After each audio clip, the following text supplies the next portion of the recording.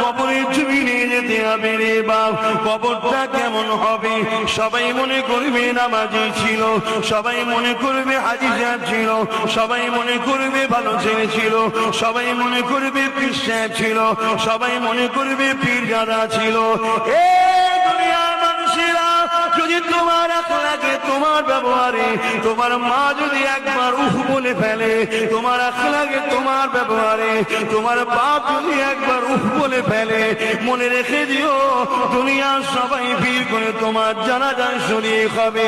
সবাই তোমাকে কাঁধে করে নিয়ে যে মিনহা খালাকনাকুম ওয়া বিহা নুঈদুকুম ওয়া মিনহা নুখরিজুকুম বলে দাফন করে দেবে।